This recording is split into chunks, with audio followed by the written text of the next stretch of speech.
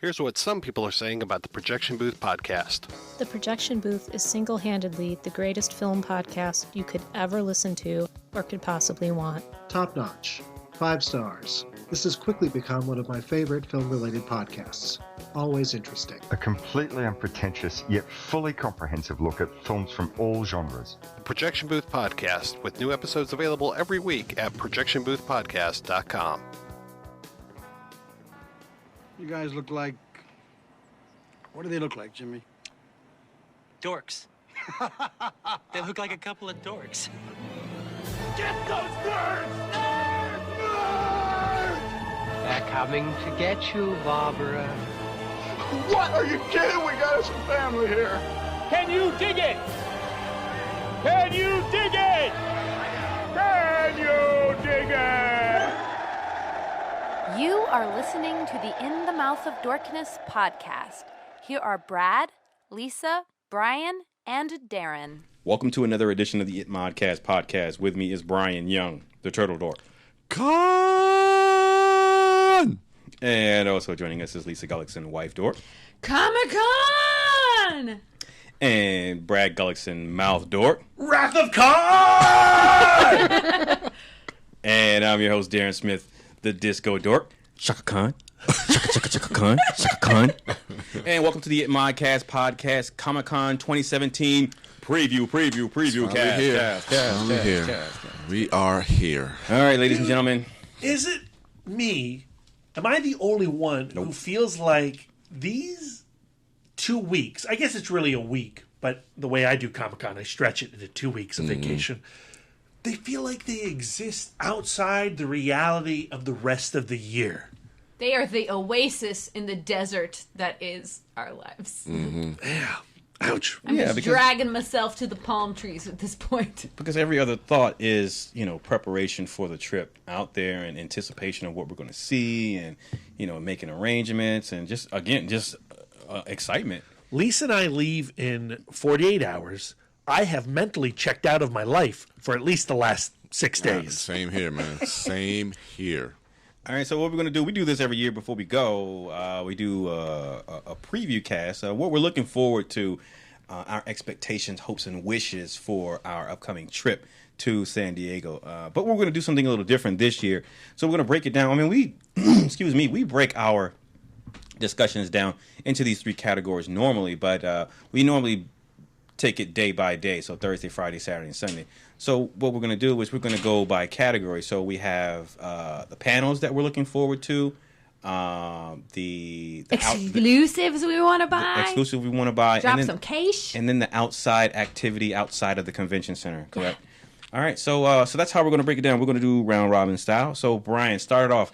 As far as the panels that you're looking for during San Diego 2017 Comic-Con, what are you looking for? Panels I'm looking forward to on Thursday. There's a couple of different panels. I'm not really excited that I have to go see these, but on Thursday there's Masters of the Web, which I kind of go to because it's some of the film pundits that I follow on YouTube and stuff.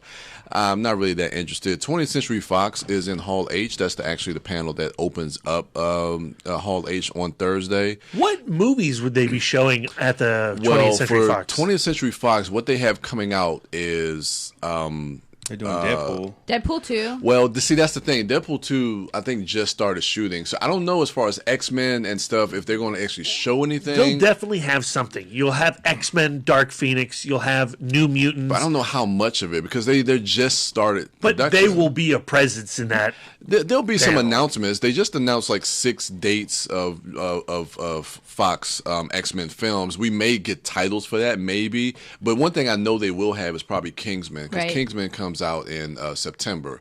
So Kingsman will probably be the big thing that they're really focused on. Probably a new trailer will come from that, and they'll have the cast of Kingsman there. Fox would be foolish. It's not going to happen. Fox would be foolish, though, to not show something for Deadpool 2 in Hall H on Thursday. They'll have cable. There will be footage of Cable. Yes. There will be an image of Cable. Because you have to remember, that trailer reveal at Comic-Con that year. Yeah, I know. That was epic, and that did a lot for the hype for that film. Because that was the first time in our tenure in Hall H that they replay the trailer like over and over. You remember that? Like I know as far as like, how Hall H responded. I'm just talking about as far as like the timing, as far as when they are shooting What they're stuff actually gonna have. and what they will actually have They'll have to show. something. They've got to be anticipating it because of Deadpool. Absolutely. And, Guardians of the Galaxy had shot for a week, and they put an entire trailer together for us. Yeah. Yeah, I mean... Now, what do they have for New Mutants? Probably nothing. Concept stuff. That's what I think we'll get. Maybe concept stuff, some announcements, and the cast and stuff like that. But as far as like actual footage, and that's not unique though, because even Marvel didn't have Black Panther stuff to show. It was just bringing the cast out on stage. So that's not out of the realm of possibility. That happens all the time, actually. Yeah. So I mean, I might catch that. It just all depends as far as like how the line is for Hall H. 12 o'clock, there's a panel I do want to check out, which is Saban's Power Rangers toys and collectibles. So they're releasing a lot of the new toys and collectibles for the upcoming year for a lot of the Power Ranger toys. So I know there's going to be stuff. Is this new merchandise related to the new film, or just to the film and to the series, stuff? and I think also some legacy stuff as well. Yeah. And that's in room 25 ABC at 12 o'clock. And then also in Hall H, which I think I will be able to make 3:15 is the Netflix films Bright and Death Note. So so I think, and we always know how Hall H is on Thursdays, where you can kind of come and go. You can be able to walk in around that time as well, and you might be in the back of Hall, but still, it's air conditioned, especially spending time outside. That's what I'm saying, and you have the screens and everything up there that you can see. So, and then 7 o'clock that evening, Adi Shankar is going to be doing a panel with Netflix originals Castlevania. I haven't watched that series yet.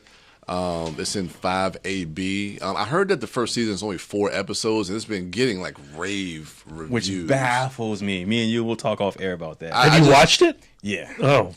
I mean, I don't even know. I just put it on my list just because it was something like, It's written by Warren Ellis, Darren. I like We'll him. talk about that off there. Okay. Yeah. But those are some of the panels I'm kind of looking forward to that I may try to make if I can. But I might be cosplaying that Thursday, so I'll definitely be inside roaming a bit, and I'll just try to pop in and out of panels if I can. All right. So what about Friday? Yes. Are we going through?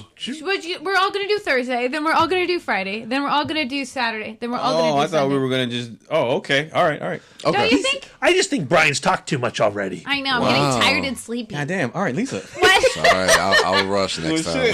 No. I'm teasing. I'm teasing Darren, but the way we tease Darren is to tease you. It doesn't seem fair, but that's how it is. Yeah. Okay. So... my Thursday is kind of all over the place. I, too, will be cosplaying on Thursday because I'm doing a double cosplay. I'm cosplaying Thursday and Sunday. I'm so excited.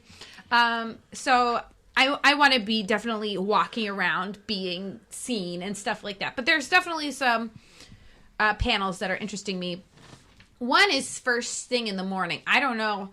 I don't know if I can do this and the 20th Century Fox panel. I don't think I can. Frankly, I don't think time works. But I love the idea of this. The 5th annual musical Anatomy of a Superhero. So that's when you get to hear about, hear from different composers. So they're going to have the composers of both TV and film, and there's going to be unreleased film clips and never before heard music. Isn't the guy who's doing the music for Black Panther going to be there? Ludwig Göransson is going to be there. I can't say that I know his music, but dude, that is a really composer-y sounding name. Interesting. For the new movie? Yeah, for the new film. And Marco Beltrami, who did Blade 2 and Hellboy and Things I Don't Care About, he'll be there. He did Logan and Wolverine. As I stated, Things I Don't Care About. Then the other ones are Brian Tyler, who did The Mummy and the Power Rangers. That's right. And then Mark Isham, he's doing the music for Cloak and Dagger. And Lauren Balfe, who did the music for the Lego Batman movie. So I think that covers a really interesting variety of types of film. Plus, if you hear the music, that gives you insight into the film. I want to know everything there is to know about Black Panther. What time is that? That's at 10. And what room? It's in the Indigo Ballroom. Indigo, okay. So considering that it's supposed to go from 10 to 10:50, you're not going to make it to the 20th Century Fox Last year, Junkie XL was there. I was I was just listening to that episode from last year, and you said that you mentioned this same particular panel, and I was wondering, I can't remember, did you actually get to go to that panel? We did not go to that panel, and neither did you. None of us did. Yeah, because I was excited when you mentioned his name, and I was like, oh, that's the dude from that composed freaking Fury Road, but I didn't get to go. But that composer of the music of Black Panther, Ludwig Göransson, yes, has me excited. I don't know that the music from the trailer is his composition, his work. No. But that little ditty at the end when they show the title of Black Panther, it's like these little bells or something like that. Ludwig, it is so badass. He's worked with Ryan Coogler. I think he did Creed. Because I think he did Creed. Okay. And he did a great score for that. Yeah, Creed was a great score. Okay, that's cool. Yeah. I might try to make that. What else you got, Wife Door? Okay, and then we're going to definitely be making the 20th Century Fox panel. Yeah, I mean, honestly, I love the 20th Century Fox panel. Really? Probably outside of Marvel, my second favorite panel experience was the Days of Future Past panel. That was great. I was just thinking about that. Could not quite live up to it with Apocalypse. Yeah. But even so, that was a fun panel. That was awesome. And I imagine a lot of people, a lot of faces, and I know Ryan Reynolds is going to be there. And I really am curious to see Brolin as he's got to be there. Oh, he's going to be there for Infinity War. He's going to be there for Infinity War. It's happening. We're going to see Cable. Yeah, I was actually thinking about skipping that, but I might try to make it. You're going to miss out on your Power Rangers toys. This is when the choices have to be made. Now I know what Sophie was talking about. No, not the same. Then at 1:15 in Ballroom 20 now, there's a panel called Sci-Fi Hosts the Great Debate. And it's like, just kind of nerd debates, but I love the panel of people that they have. So it's John Hodgman, who from the old Justin Long Mac PC. He played the PC. But what I love him for now is he has a podcast called Judge John Hodgman on the Maximum Fun Network. It's adorable. Plus, he's done some traveling, kind of stand-up comedy-esque talking tours shows that Brad and I have attended. Plus, they're on Netflix. He's really funny. He's come out with some great books. I love John Hodgman. Plus, on this is Adam Savage of Mythbusters, who's kind of one of the patron saints of Comic-Con. Orlando Jones from American Gods, Aisha Tyler from Archer, who also has a really wonderful podcast called Girl on Orlando Guide. Jones, American Gods. Oh crap! And then John Barrowman, Brad and I's favorite character. He loves grabbing tits, ladies. He's on Arrow. He's on Doctor Who.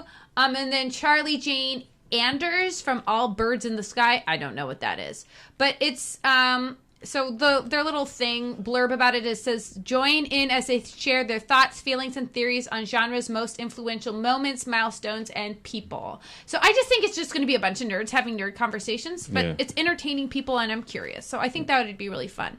At 2:30, also in Ballroom 20, is a Battlestar Galactica reunion. It's got the producers. It's got Tricia Helfer, who was 6. It's got Marcy McDonnell. It's got Grace Park. It's got Michael Trucco. So you're missing some of the major characters. But Isn't Katie Sackhoff in that show? Yeah, but she's not there.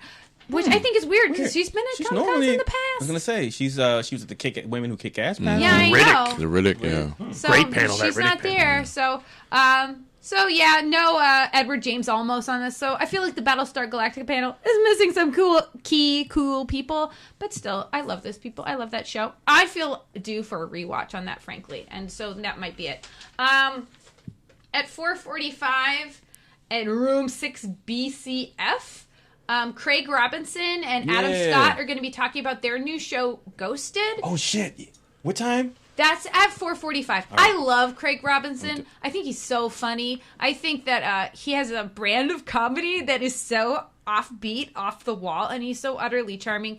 And Adam Scott, of course, of Parks and Rec, so funny. And of the You Talking You Two with Me podcast. I've you got me on the How Did This Get Made, and he's their resident Fast and Furious franchise guy. That's right. And those episodes that he's on there, he's So fucking good. great. He's so Yeah. wonderful. Yeah. So I mean, I think that would be a fun one to make. Also, there is the Adam West celebration at 7:00. I think that would be a really nice one to attend, considering going to his it, Lisa. passing. Okay, good. And it's going, and I love that it's going to be hosted by Kevin Smith And Ralph Garman. and Ralph Garman, who do the Fat Man on Batman podcast. So they are really knowledgeable. Plus producer James Trekker and Gary Moreno, and an ever-growing list of special guests. So who knows who's going to be there? So that's pretty exciting. Plus, at the end of the night at 10:00, there's going to be a Netflix surprise screening. What do you think that's going to be? I think it's The Defenders. No, it's it's a supposed to be a movie. film. I think it's Death Note. Right? Yeah, I think it's Death Note. Death I Note want or- it to be Bright, I think it's going to be either one of those. but I think it's going to be Death Note. Yeah, because I think What time? Bright is too far out for them to. What time is it? 10? It's at 10. That might put us.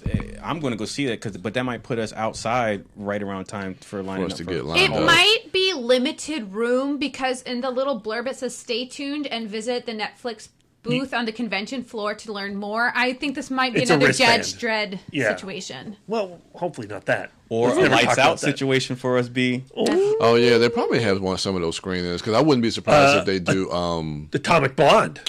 That's happening. Atomic Blonde because it comes out the week prior, or if they do another because Blumhouse is going to be there. What's coming out? The Annabelle 2 and It. Also, the Russian film Major Grom. I don't even know what that is. I wonder. I just found out. I'll save this for later, but I wonder if the director of Annabelle is going to be one of the guests on Doug Love's movies. Maybe. Because That's a good call. Yeah. Okay. Sorry. That's all you got, Lisa, that's my for Thursday? Thursday. All right. What do you got, B? So if we don't go to the 20th Century Fox panel, there's some things that I'm excited about. This year marks the 100th anniversary of Jack Kirby's birth, Will Eisner's birth as well. So there's lots of panels focusing on those two comic book legends. At 1:00 on Thursday, there's the Jack Kirby Consciousness panel, and that's about how the CIA used some of his art and Roger Zelazny's Lord of Light and used that as a means to pitch a film to get to Iran during the Argo I remember that. I remember hearing about that. terrorist kidnapping plot. And I think that would be a really fascinating sit. Yeah. How nuts is that stuff like that happens like in real life in our history? So weird and wonderful. Yeah. Also, at 2:00, there's the Batman the Animated Podcast, which will be recording live. They'll have Kevin Conroy from the animated series there in person. We have a spotlight on Jim Lee at 3:45 over in room 6DE. Not a huge priority, but I do try to make a couple of those spotlights every year. Yeah. They can be a lot of fun depending on how much you love that artist. Obviously, Jim Lee is a legend. We did get some one-on-one time with him last year, so if I have to sacrifice this for another, that's okay. Yeah. And what will that sacrifice be? Well, Mondo Mania, the poster publishing firm from Austin, Texas, in room 7AB at 1:00 that day, they're doing a reveal, but also just an exploration of their craft, and I think that could be just a lot of fun. Have you seen their book? Did you see their book? Oh yeah. Oh yeah. Yeah. Yes. Yep. I want that. Yep. I also want their Thing board game that they're putting together. I know that looks amazing. Bai Ling will be in the Salus Pavilion. okay. Doing signatures, guys. All right. Starting at 5:30 on Thursday. Crack that Crow Blu-ray out. Yep. Robert Kirkman in conversation. Robert Kirkman from The Walking Dead. Now, that Darren, guy. you still need to actually read his true superior work in Invincible. That man. Oh, I've started. You gave me several volumes of that. I got to did. complete. Is it over? The run is over. It'll be over in 6 months, 8 months. I think it's 2 or 3 more volumes you got to give me. I think. man. Well, I mean, I think I have to give you like a bajillion more volumes. Oh, it's okay. 12 hardcover volumes. I think I've only given you three paperbacks. Yeah. Okay. But he'll be talking about Walking Dead, the conclusion of Invincible, his comic Outcast. That'll be happening in room 6A at 3 o'clock on Thursday. You think he's going to talk about the film adaptation of Invincible? He did. You heard about that, right? Yeah. I don't want that to happen, Darren. No. Sometimes a comic should just be a comic. I agree.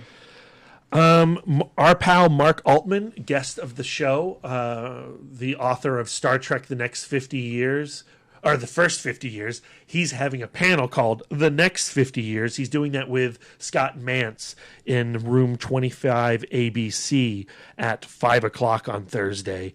I'm going to try to make that, certainly, and that'll take us to the Adam West celebration at 7.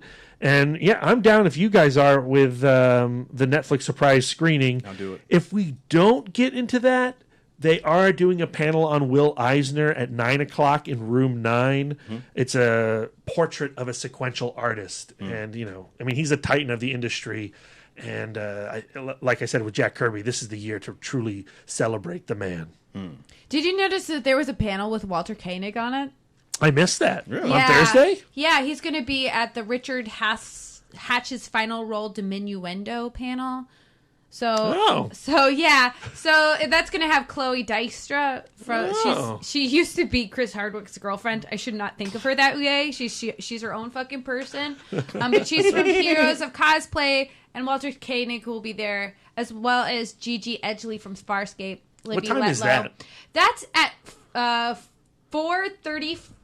No, wait, I'm looking at the wrong. That's when it was updated. It's going to be at 5:30. Thursday is just such a tricky day because that's the day I really want to get into the exhibit hall. I don't want to spend so much time in panels. There does seem to be some pretty cool things going on, but inevitably I get caught up with the excitement of like, oh my God, the Nickelodeon booth, or I got to stand in this line to get this exclusive. Thursday gets sucked up pretty quickly. Yeah. Yeah. But it's nice to know that there's options. Lots of options. While you're walking around flailing your arms with excitement. For my Thursday, I think I'm going to choose that as my cosplay day. And his cosplay is going to be upgraded and even more awesome. So you're going to be very mobbed by adoring fans, probably. So. One can only hope. So the initial idea was mirroring last year. I was under the assumption that Thursday, as far as any particular interest or wants to have definitely check something out, was really light. So I was thinking this year I'll just cosplay Thursday. That way I what Brad just said, just take time to walk around the floor. So kill two birds with one stone. See what's on the floor, but also cosplay and get that out of the way. But in light of Lisa's list, you've brought some things to my attention. I think I am going to make the 20th Century Fox panel. That'd be my only. That panel should be on. I feel like that should be Saturday. Yeah, I think that should be in the place of some of those Saturday TV panels. I agree. Get the F out of here. I agree.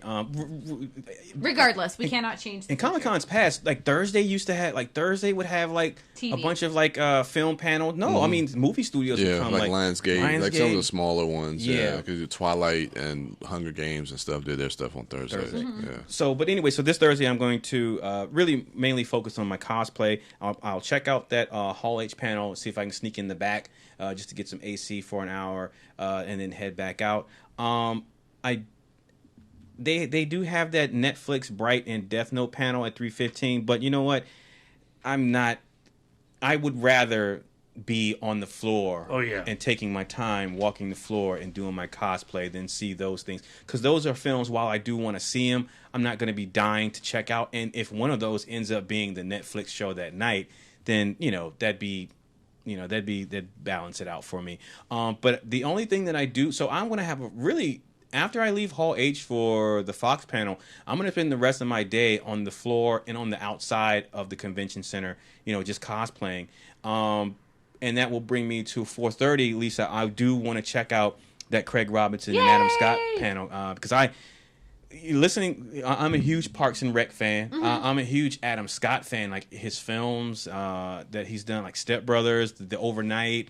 He was just in something more recently. But I'm a huge Adam Scott fan, and what I like about him the most though is like he's a true nerd. He's a true geek. That character that is echoed in this character on Parks and Rec. And then if you listen to him on the Talk about you two. Are you talking you two with me? Yeah. No, I've only heard him on the How Did This Get Made podcast. But just hearing him talk, like I can tell he's an uber geek, and so he's really fun. So I would definitely want to check that out because that'd be the first time I check out a panel of that nature if I go do that one. And so I'll do that, and then after that, I can come outside, cosplay a little bit more, and then hang around for that Netflix screening. But my plan is, while I'm outside waiting on that Netflix screening, is just to keep my ear to the ground to see when they're going to start lining up. If they're going to start lining up like last year around midnight for Saturday's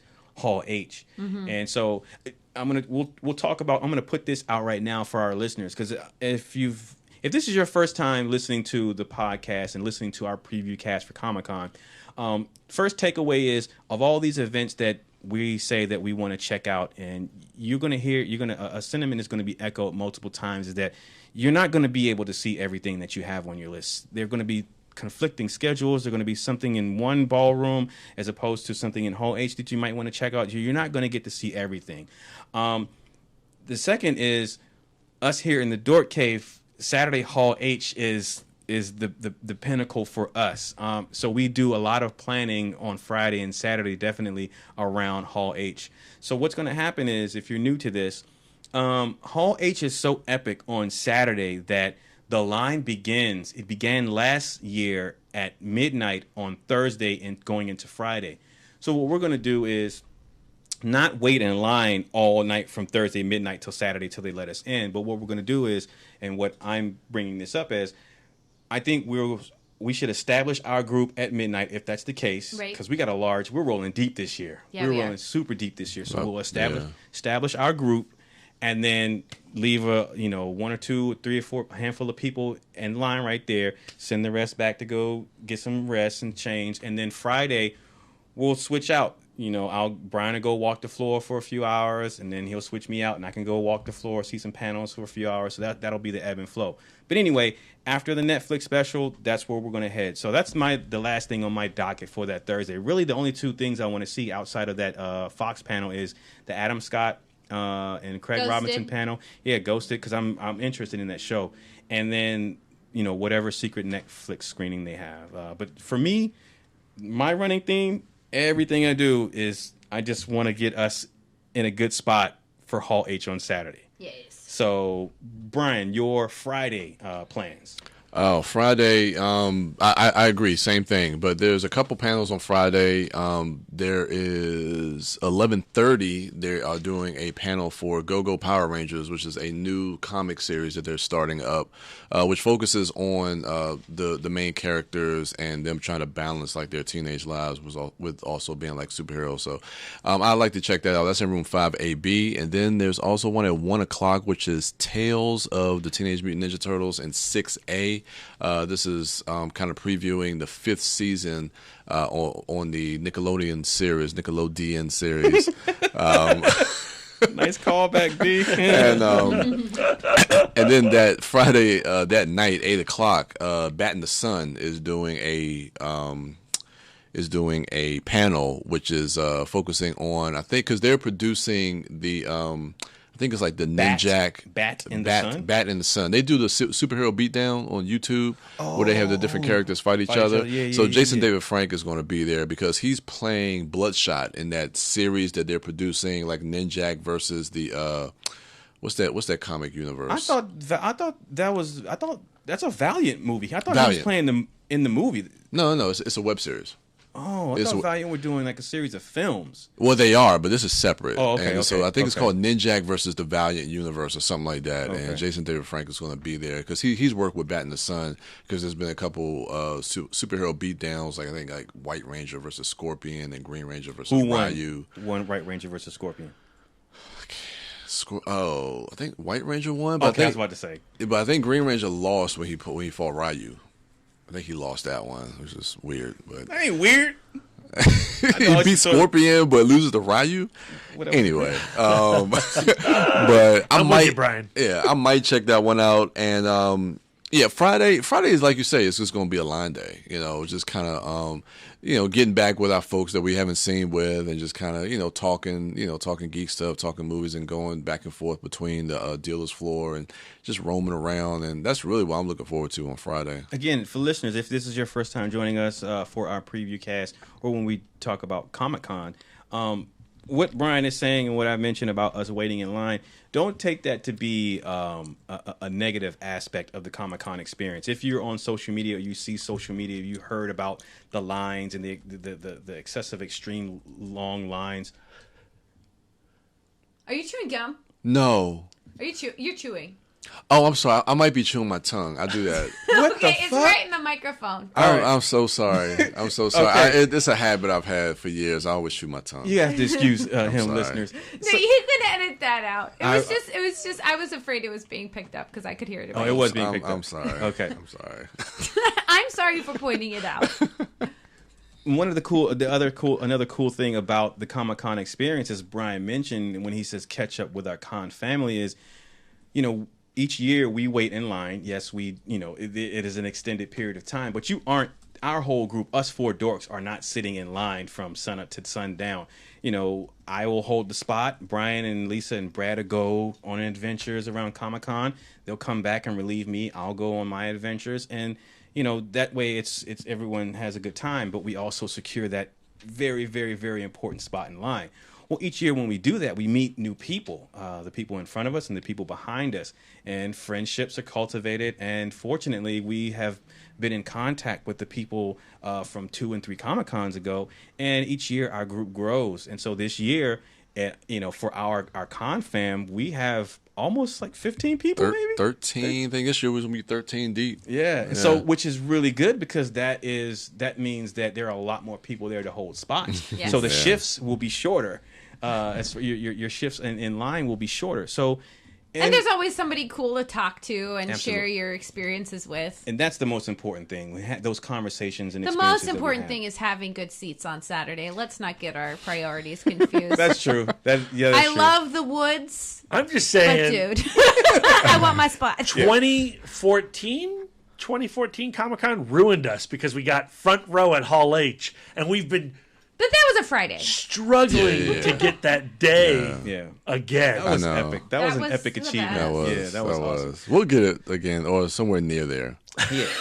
So, listeners, just a spoiler. A lot of our Comic-Con review cast will be of some experiences and conversations of things that go on in that line as well, because it's all a part of it. So, B, you're gonna do the Power Rangers comic book panel, and that's really the only one. Like the Tales from the TMNT, because I haven't really been catching up with the series. I really do just want to catch that Power Rangers comics panel, and I think other than that, really panel wise, it's not really much on Friday. Same. So it'll be a lot of walking around and being in line. Yeah. All right, Lisa, what do you have for Friday?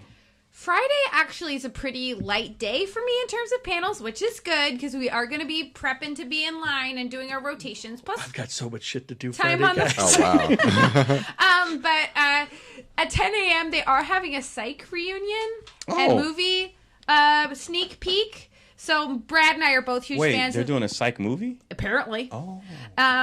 So they're Brad and I are both huge psych fans. And we just saw Dule Hill in Slight.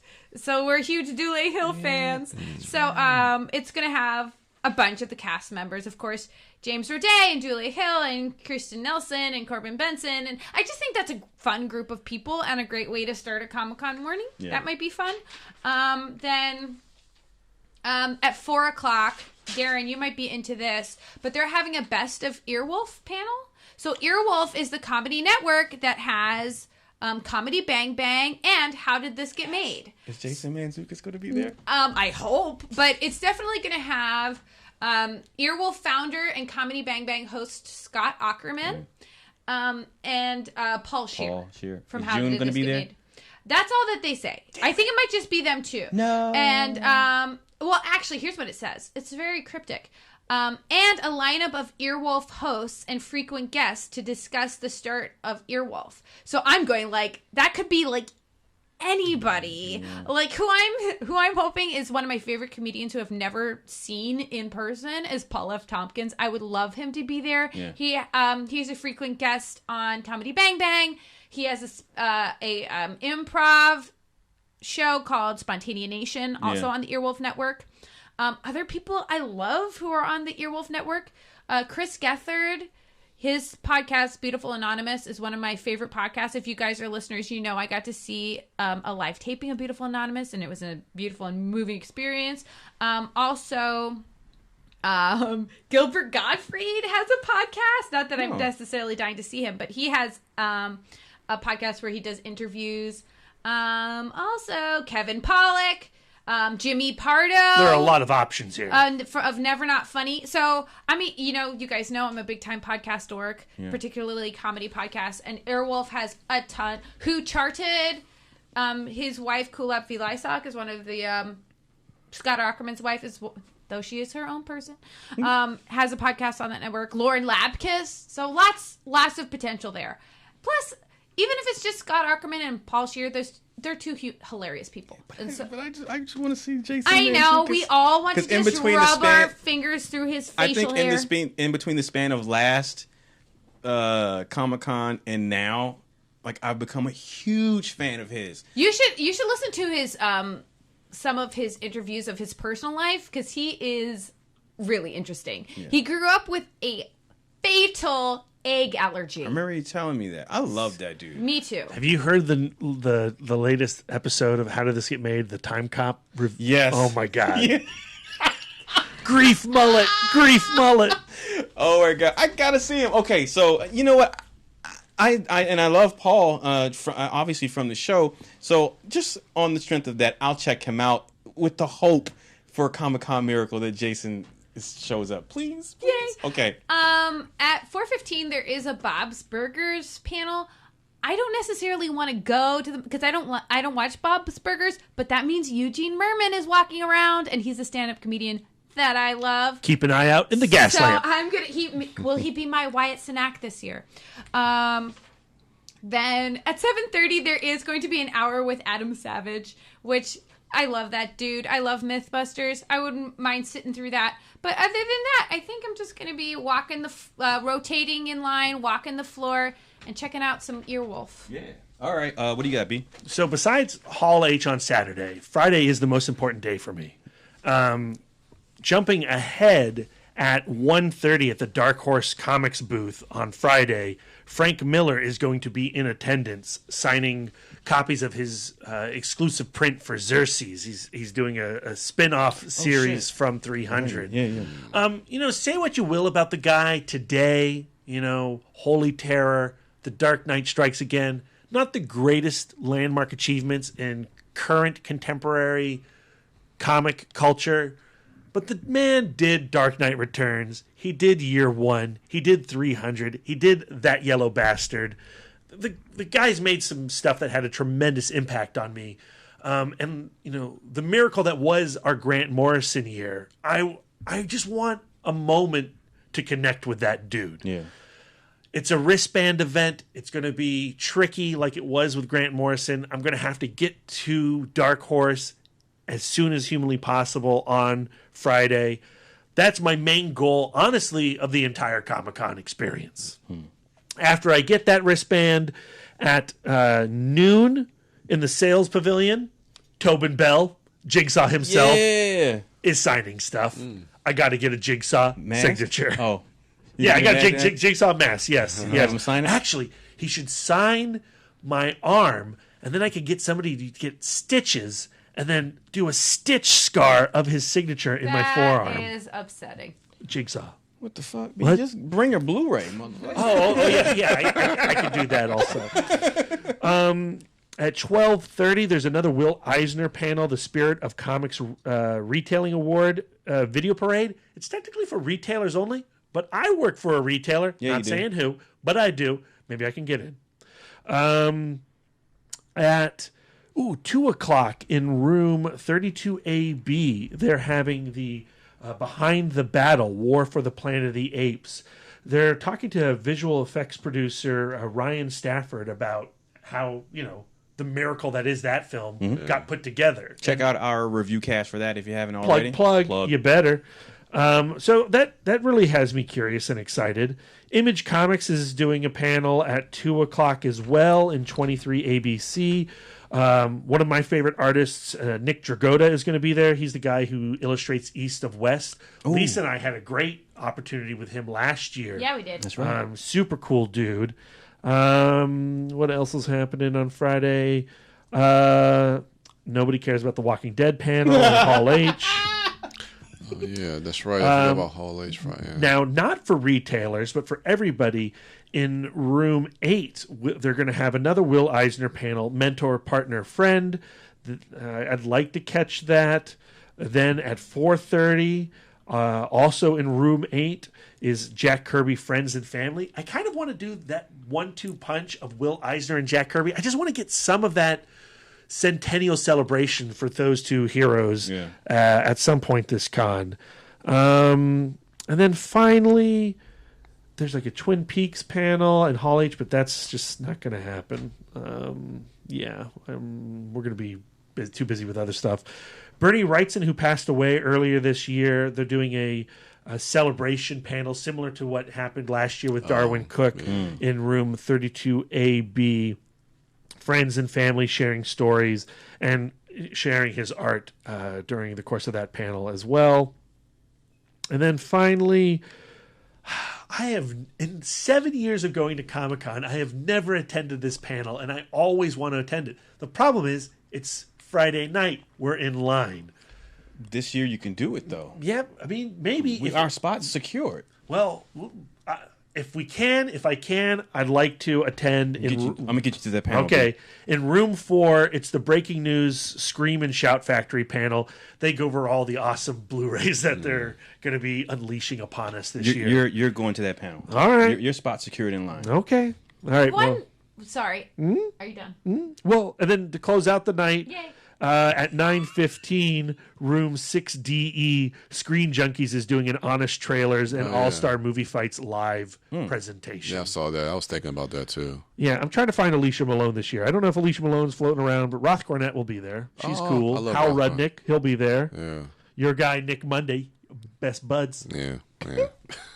All right, Wife George. Sorry. The one thing about the Best of Earwolf panel that I forgot to mention yes, please, is that the location is the Neil Morgan Auditorium at the San Diego Central Library, and I have no idea where the fuck I thought you were going to say that Jason Mantzoukas is, in fact, going to be there. Oh, sorry. Lisa, we've passed it. It's nowhere near the convention center. We're not going. Oh, boo. Fuck. Oh, Brad panels. All right.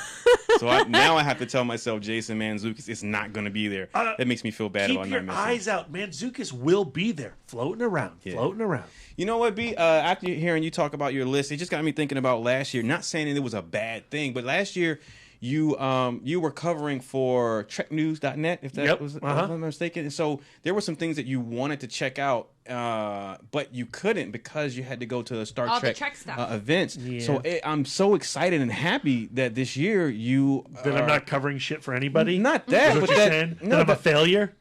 Internet report that failure. You get to, all these things that you want to go see, like you can go see them. That's true. That's true.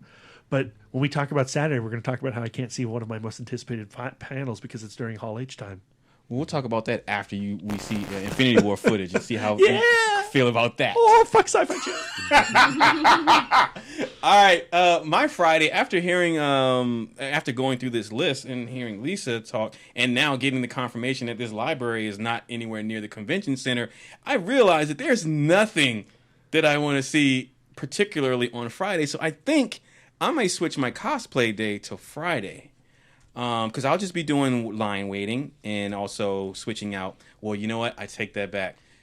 No, then I don't you're want to be out too in the hot. sun. Yeah, you're right. So, we're sticking with Thursday. Anyway. Yeah, because I'm also doing a super warm cosplay. So I'm like, I'm going to pick a day. I'm going to be inside. I'm trying to be indoors as much as possible. Yes. So, Friday will be the day that I spend the most time on the floor. I'm going to pick up my prints. I'm going to stop by First things first. Thursday, I'm making a beat. I guess I should save this to We're saving exclusives. Okay, so yeah, I have no panels that I'm interested in seeing on Friday. So my job will be holding the line, perusing the floor, and making sure his spot is secure so he can catch this panel that he's supposed to go see Friday evening. And that's pretty much it. Granted, you know what? Things always change. The unexpected always happens. I might get called to be on the Sci-Fi Channel's cosplay contest again on TV. And stiff them. Yeah, who knows? But tentatively, as of right now, I am going to be spending time just chilling on Friday. Brian. Yes. This is a rhetorical question. Yeah. What are your plans for Saturday? Hall H. Oh, yeah? Hall H. Word. Hall H. So how are we going to talk Saturday? Because we're going to be literally sitting together holding hands all day Saturday. Crying on each other, weeping. By the time 7 o'clock comes at night, I think we all will be Tears weeping. will be shed. I'm predicting it now. I know It Brian's going to cry. Brad's going to cry. It wouldn't be Comic-Con without some tears. Yes. Yeah. And okay, so for our new listeners who are just joining us, or for our Comic-Con experience and preview cast, Comic-Con is a special day. It has been special for our subsequent, previous visits to San Diego. That's when the big movie studios come out. So Saturday, let's do that. Let's talk about who's going to be there. Yeah, let's go through the schedule. Saturday. So the first panel, I think 11:30 is WB. Last couple of years since the DCEU has come into existence, they've been opening up Hall H on Saturdays. And they've been killing it as far as being an opener. And they've been opening it up. They bring out the widescreen. Big time. Oh, yeah. And I think this year, not just with DC, but they're going to have Blade Runner 2049. Oh, my God. And they're going to have Ready Player One. And so I know they're going to have those two, and then WB. Aquaman. You know, if Spielberg's going to be there on Saturday for Ready Player One, is it possible that he's going to be there on Thursday for the Pentagon Papers?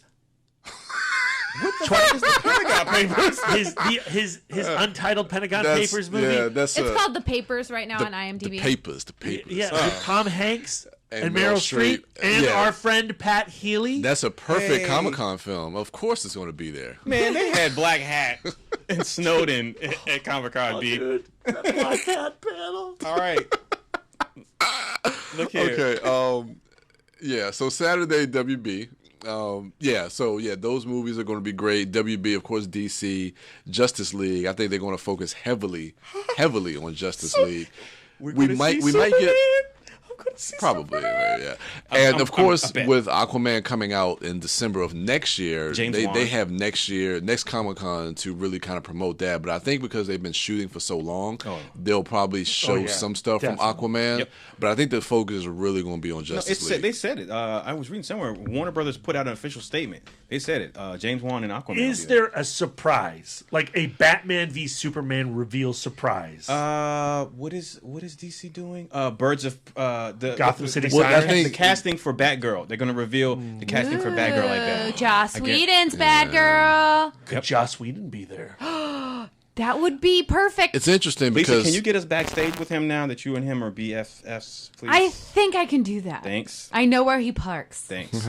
So let's talk about again. I don't want to assume that everyone who's listening to this has listened to our previous preview cast or understands the significance of Comic-Con, and particularly right now, Hall H. Brad, you said Warner Brothers opens up when they open up. So explain set the stage for what happens when the big studio comes out and kicks everything off. Well, they were the first year I saw them do this was with Pacific Rim when they were partnered with they did that? Legendary. Okay. And that was the year that none of you assholes could get into Saturday because you suck compared to Brad. I'm sorry. And that was the year where, normally at Hall H, before that year, you would have a big-ass screen in the front, and then you'd have a series of screens that hang from the ceiling for the people in the cheap seats, and that was it. And then Warner Brothers unveiled the mega screen, the Ultra Panavision screen that practically wraps the entire circumference of Hall H. And that's where Pacific Rim was projected all around you. And they've done that now for Justice League, BVS, Even Warcraft. Warcraft did it also, yeah. Wait a minute. Kong, Skull Island. Pacific Rim is WB? It's legendary. So here's the thing. It was another surprise. I think, I'm almost positive, I'm willing to bet money that Godzilla 2 will be at Comic-Con. Right. They're going to show Legendary will have that. I'm willing to bet money on that. I'm willing to bet money. Because even before, they've already been filming. They've been filming Godzilla 2 in Atlanta. There's behind-the-scenes footage of it on websites now. Even before they shot anything, they came out and did a one more thing.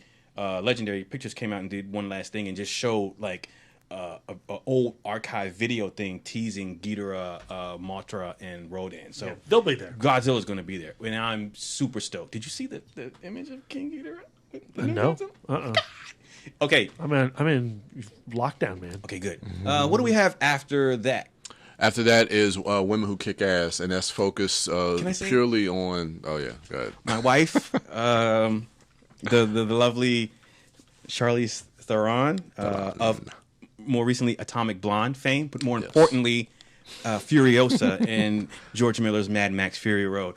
Oh, get the goosebumps. This is actually kind of bumming me out, though. God damn it, Lisa! And here's the reason why. Because in the past, the Women Who Kick Ass panel has been celebrating, like, the diversity of women. True that. And we get women in different ages and stages of their career. And a true conversation. Having a panel discussion about what it's like to be a woman in this industry and being an actress and the expectations. And I think that that's a continuously critical and vital conversation. Yes. And I'll admit that last year the panel did get kind of big, but we had a huge diversity in age, in race, ethnicity, and just life experience. I remember Ming Na taking over and talking about what it was like to be a mother and be an actress and what's that like.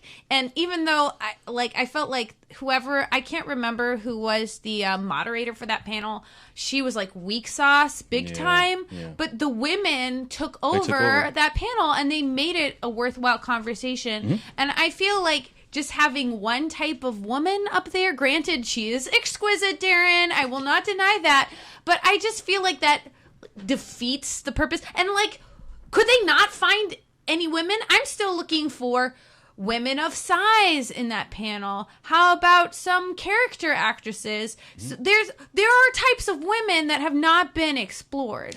You are not wrong. I'm only exuberant, as if anyone should know. I'm only excited and on board for this because it's Charlize Theron.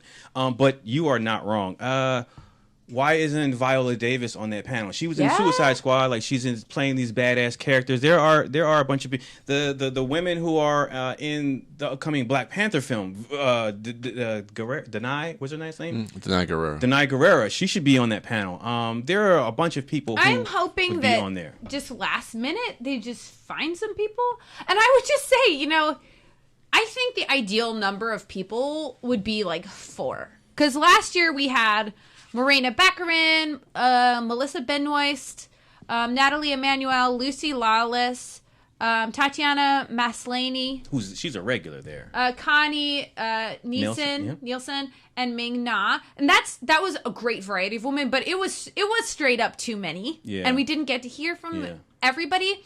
The year before that, it was Gal Gadot, Haley Atwell, Katie Sackhoff, if I'm not that mistaken, was right? no.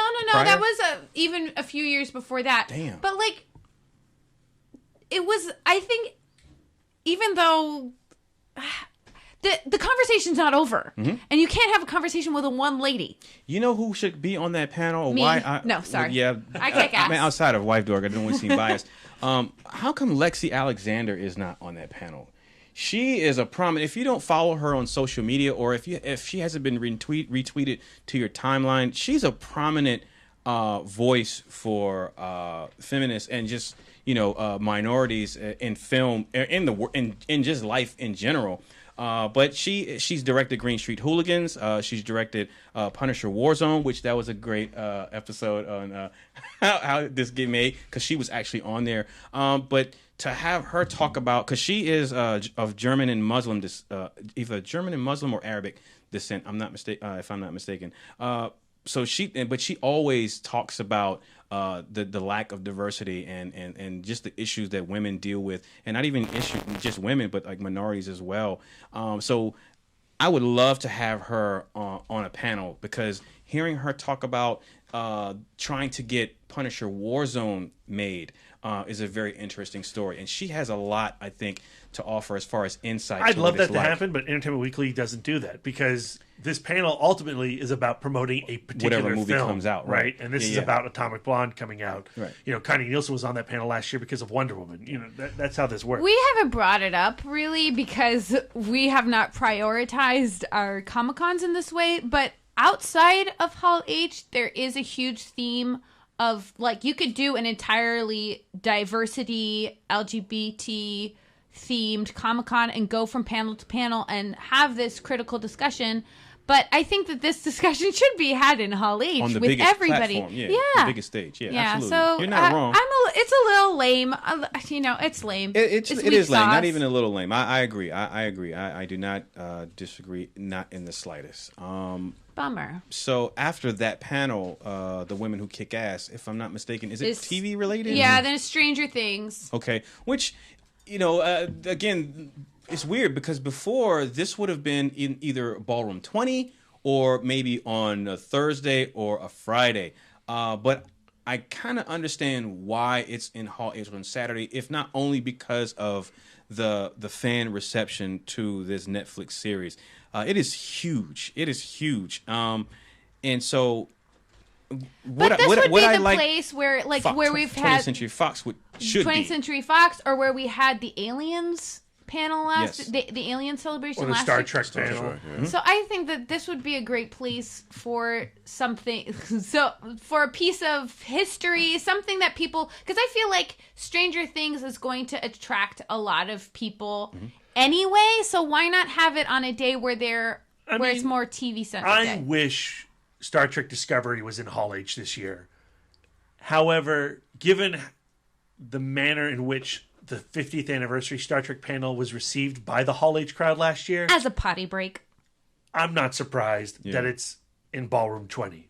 For my own personal reasons, I'm crushed that I won't be able to see that panel this year, and I have to sit through a show that I have not finished. I know Stranger Things is everyone's darling, but I haven't completed it yet, nor have I done Westworld. Which is the next Oh one. my God, that show is great. Okay, so here's I don't understand Comic-Con, the committee's thinking is regarding like the TV shows and the programming for Saturday. Because here's the thing, Game of Thrones and Walking Dead are way, and not saying that I want these in Hall H on Saturday, but they're way bigger as far as an audience. Especially Game of Thrones. Exactly. Why is that not on the big game day in Hall H? Because you know, because they have to stretch you those gotta big game divvy it up days into other days. Because you know, like the crowds are going to be there for Marvel and DC, so you don't want the DC Marvel crowd and the Game of Thrones crowd all. And they don't want an empty ass Hall H on Friday. Yeah, that's true.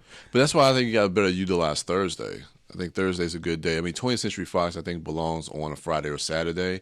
But those other ones, I mean, you can switch it up. And I don't know, like I said, with the programming, it could be scheduling with the studios. Yeah. Maybe they couldn't get certain actors to come on certain days.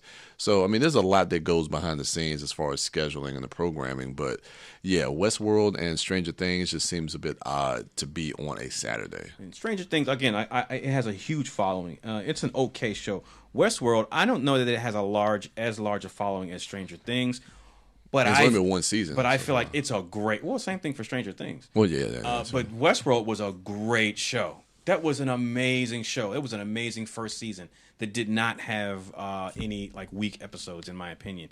I'm curious to see what that panel is going to show as far as season 2. I'm very excited. I would be lying if I say I wasn't excited about that panel. But for Stranger Things, because my reception to that show was just, I don't want to say lukewarm. It was the first few episodes were the best to me, and then it kind of petered out towards the end. So I'm on either side of the fence with Stranger Things, but Westworld I'm truly excited about as far as a TV series and the new season. So for the panel, I wouldn't mind sitting through that. What do we have after that? There's not another studio panel, correct? Marvel. Then Marvel Is it? next. After Westworld. Are we going to nerd out about Marvel Yes. panel now? It's why we're going to Comic-Con. I love how just like the Warner Brothers blurb for what they're doing on their panel is 2 inches thick of text, and Say the it. Marvels Say panel it. is just it's gonna be the Marvels panel, fuckers. That's essentially what it says. Yeah. It's just 2 lines. This is the Marvel panel. It's gonna have Kevin Feige, and it's gonna make your dreams come true, and that's all it says. It could literally say Marvel in Hall H, and it would still have the same line that it would have. Because it's that name, Marvel. It's got some gravitas, man. Itself. So, what are they? What are you looking forward to? Dude, what am I looking forward to? Thor Ragnarok is right around the corner. Any more wonderful tidbits of that I want to see? We'll get a scene, or we'll definitely get a new trailer. Mm-hmm. Oh yeah. So this is the slate. Let's talk about this is the slate of upcoming Marvel films. We have Thor, like you just said, Lisa, Ragnarok. Then right Black after that is Panther. freaking Black Panther. Then Infinity War. And then right after that is Ant-Man Ant-Man and and Wasp, which are already kind of in pre-production on. Yeah. And then Captain Marvel. Venom. No, that's different. That's Sony. That's Sony. Never mind. But Captain Marvel, and then the next Avengers film. So Yeah. of these this recent slate, which is definitely going to be there, what are you most excited for? Dude, I don't know. I mean, I'm excited for it all. I guess Infinity War. Yeah. Infinity War. That's the big event. The D23 stuff, those bastards for getting any footage at all. Honestly, the thing I'm most upset about with D23 are the Black Order statues that everybody got to take really awesome photos of. I know. I hope that they're there. You know they're gonna have that on that big Marvel thing. In At the Marvel booth? On the booth, they switched that thing they'll out. switch They it have out, so but that's much the thing. cool stuff. I want to see the Black Order all together. I want my photo with Corvus Glaive. I want my photo with Ebony Maw. You'll get it. You'll get it. I don't know. You'll get it. I don't know. D23 might have stolen it. No, you'll get it. D23 doesn't have Hall H though. It does not. Okay, so we're gonna have. So what are you looking for? Oh, I already know, Brian. Black Panther. Yeah, Black Panther is going to be my highlight, just to see some extra footage, the cast come out, and of course Infinity War. I mean, that's just the amalgamation of everything that we've been waiting for the last 10 years. So last year it climaxed with Captain Marvel being cast as Brie Larson. Brie Larson. Yeah. And do we get footage of her? Do we get an image of her? I think we're going to get an image of her. And she might be, they say that she's in Infinity War. So I think somewhere in that sizzle reel or whatever footage they show us, we'll get our first glimpse of her in character. Maybe not in costume, but she'll be in that footage, I think. I can't even. I've stopped trying, and this is the reason why I didn't read the description of it, because I didn't even try to imagine what it could be that we're going to see. So I just finished reading Jeff Lemire and Mike Diodado's Thanos, Volume 1, and that's where it starts with Thanos taking back his throne from Corvus Glaive of the Black Order, and it is just such a great dynamic between those two genocidal maniacs, the underling pretending to be master. I can't believe that these characters who only just came out of Jonathan Hickman's Avengers run are making a big play in Infinity War. So all I want to see is Thanos, Black Order. Give me that. Lisa's going to have all the feels when Guardians meet the Avengers. I know. I can't. I cannot wait. Rocket and Tony. That's going to be so amazing. So, last year we had all of the, Reaver guys come out and be scary. What are we going to have? Who's going to come out? It's got to be Black Panther, right? Some kind of huge thing. He's going to do flips. We're all going to get a piece of vibranium. I don't know. I don't know if they'll do another. I don't know if they'll do another presentation. Well, because Guardians was so close to release of Comic-Con, I think maybe it will be something related to Thor. Ragnarok. I would love for Taika Waititi to come out. It's Jeff Goldblum. He comes out full Grandmaster. Jeff Goldblum is there, and Taika Waititi. I would love to have them come out and hear them talk about, because they're going to have a panel. Mark Ruffalo gets gamma irradiated. He charges through the crowd. The Hulk comes up there. Oh shit! I'll love it. But yeah, it's the only thing that I can't leave San Diego without having my Hall H experience on Saturday. It's the only thing, like you said, Brad. That's why I go to Comic-Con. For me, it really is. Everything else is just icing and cherries, multiple layers of icing and multiple cherries on top. But Brad doesn't like cherries on a sundae. I do. Let me have them. You can. But yeah, it's that Marvel panel. It's that WB panel. It's Saturday in Hall H. It's like Lisa said, sitting amongst my friends, holding hand in hand, experiencing the other 6,000 people in our con fam, and having this magic and the unexpected happen, and just that energy. And sometimes we get presents. Oh yeah, like we got hats last year, and magic and wands. Yeah. So, I want presents. My favorite present from Hall H are the Hateful Eight lobby cards. Yeah, those are the best. Those were from the room though. Well, but we got the tickets during Hall H. Yes, I know. That's right. Yeah, the Comic-Con pirate. Yeah. My buddy. So yeah, after that, there's another panel after that. Unfortunately, no, that's it. Kevin Smith doesn't have his panel afterwards. We all walked out of it even before they scheduled it. I don't think there is. That's good. Good for him then. What's normally on Friday? Yeah. No, it's not. Last year there was a panel after. No, well. Marvel? Because it was you're right. 2 years ago. Yeah, because remember the Star Wars. And anyway, there's nothing after Marvel. And that's in life. Because why? That's in life. Like, it is not even talking about just Hall H. There's nothing after Marvel in life. But guys, there are a few things that we will be missing out on Saturday. Infinity War footage. No, we're not missing out on that. Exactly. But there is at 1:00 a spotlight on March creators. Congressman John Lewis, Nate Powell, and Andrew Aiden. I love those guys. March is great if you haven't read it. Of course, being in DC, we've all met Congressman Lewis here at this table. Yep. Gloria Hendry is going to be signing autographs. She's from Black Caesar and Hell Up in Harlem. What time is this? Well, on Saturday, she's signing from 1:00 to 5:30. I can't find any information if she's going to be on any other days. But where is that, though? In the Salis Pavilion. You might be able to make it with a bathroom ticket.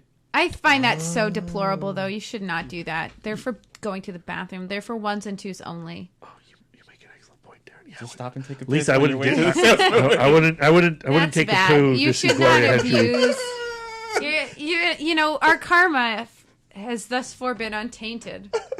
Why tempt the gods? And IDW Comics at 4:00 is doing their big Jack Kirby's 100th birthday celebration. It's a bummer we'll be missing that. Star Trek. The Jack Kirby thing was on. Dude, there's a Jack Kirby thing on every day. I want to see Jack Kirby every day. I mean, he's dead, but I want to be in the presence of his spirit. Yeah. Like I said, we're going to miss Star Trek Discovery and Ballroom 20. Marvel is doing their Cup of Joe at the same time that MCU is doing their thing. And that makes me sad for Cup of Joe.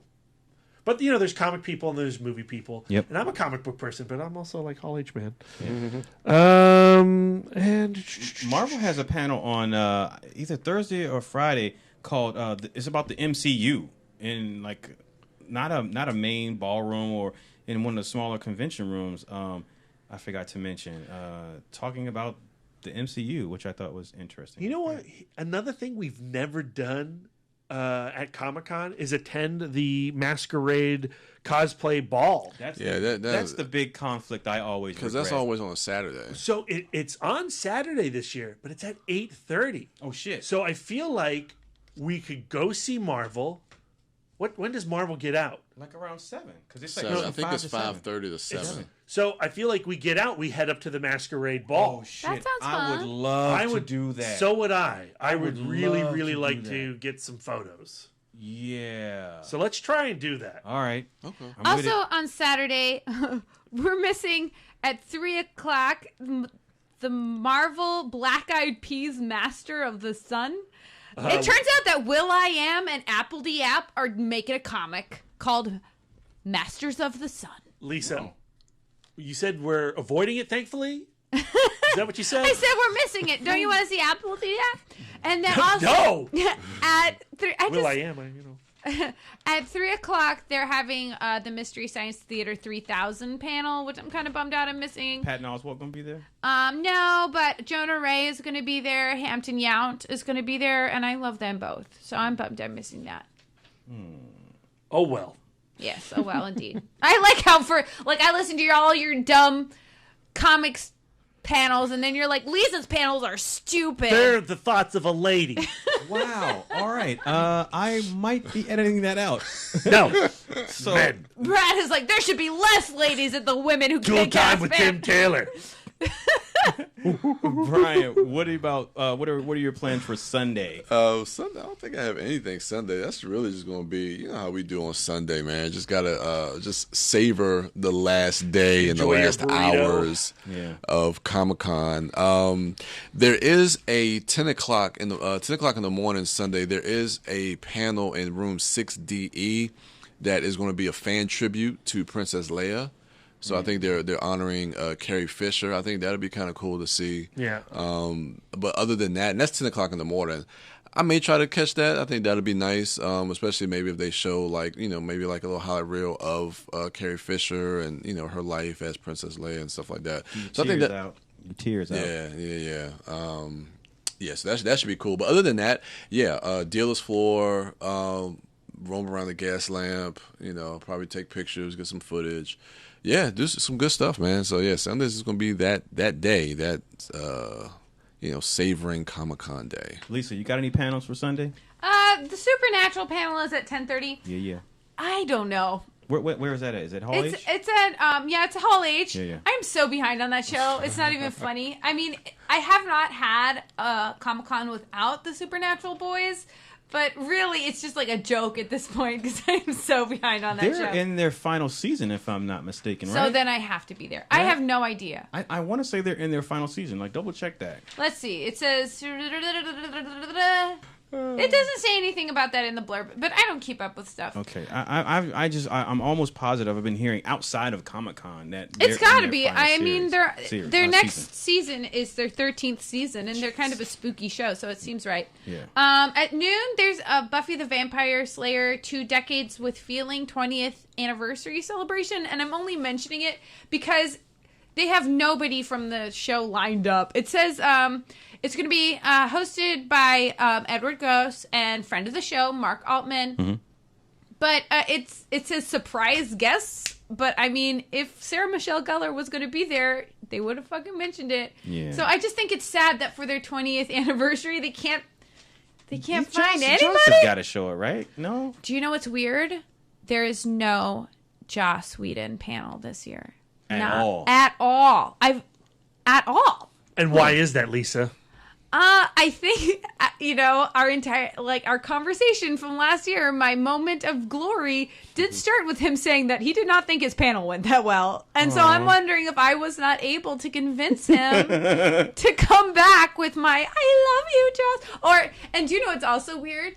There is the other, hero celebrity run-in I had that year, to a lesser degree, was Wyatt Cenac, who's also not coming back. They're doing a panel for his show, People of Earth, but he's not going to be there. So I like this trend of once they've met Lisa, their Comic-Con dreams are fulfilled. They do not have to return.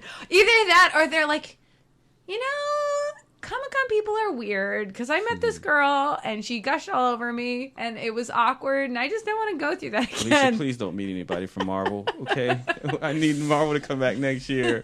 Oh, no. Yeah, that sucks. No Joss Whedon panel. I'm hoping he's just clickety-clacketing away at Batgirl and he's busy. I really hope plus, he's isn't there. he rescuing another film right now? Reshoots of Justice League. Yeah, so he's doing Justice League reshoots. So he's cleaning up someone's mess. He couldn't come to Comic-Con this year. I hope he's there, though, for the DC panel because he's doing Justice League and also... But I don't think they want to really toot the horn of having to pull in Joss Whedon at the last minute. But he's directing Batgirl, and I want... Yeah, that's true. They've been rumored that they're going to announce the casting of it. I can't imagine a Joss Whedon-free Comic-Con. That just seems wrong. Yeah. So, but that, I think that's super hopefully he's sucks. like a surprise guest, specifically for that particular celebration. But I'm not gonna go because that celebration doesn't sound that great. Yeah. All right. Not that I don't love Mark Altman. And then Dirk Gently's Holistic Detective Agency is having a panel. Brad's shaking his head no, but Elijah Wood will be there, and he's also our friend.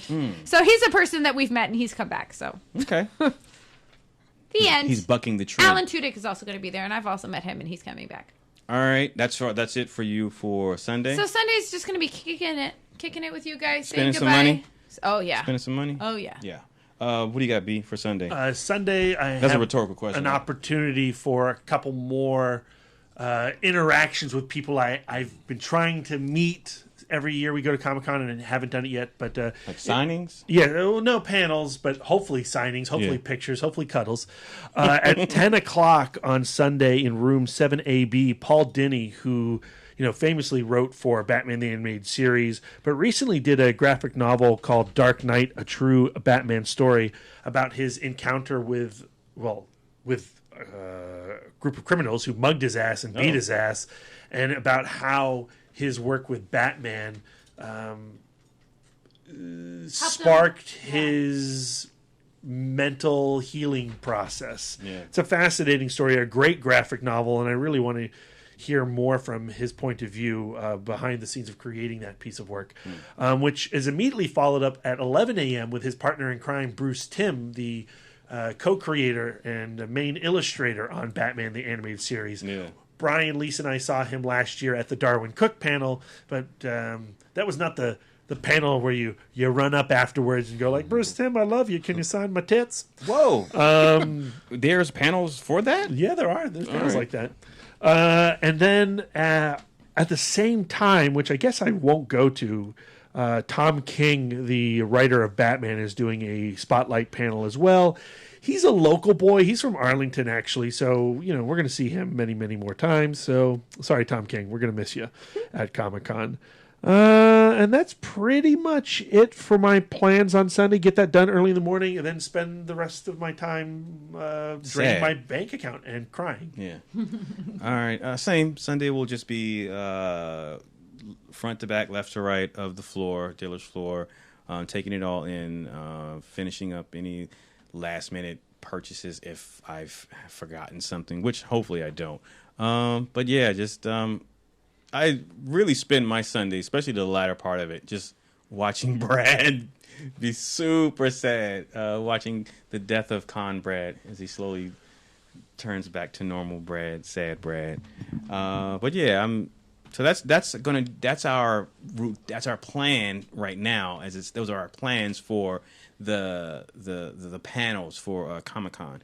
Also, as we've talked about before, and if you are new to our preview cast for San Diego Comic-Con, or if you are new to Comic-Con, period, we always like to remind our listeners that not only is there a bunch of panels going on and events going on inside the convention center and the adjacent hotel, convention center and ballrooms, but outside of the convention center, within the Gaslamp District and just downtown San Diego, period, by the water, it transforms into San Diego Comic-Con. So there are so many different events outside of the convention center to go to.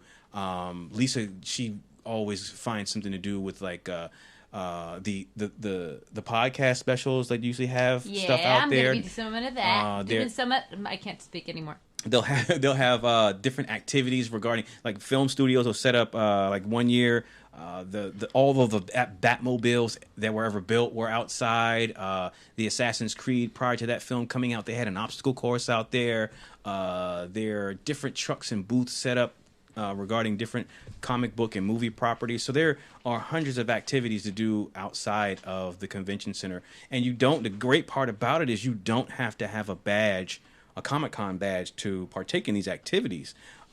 These are all open to the general public. You only need your Comic-Con badge to get into the convention center or one of the ballrooms for off-site activities outside of the convention center. But things outside of the Comic-Con that aren't any panels, you can just go in there without a badge and partake in those activities.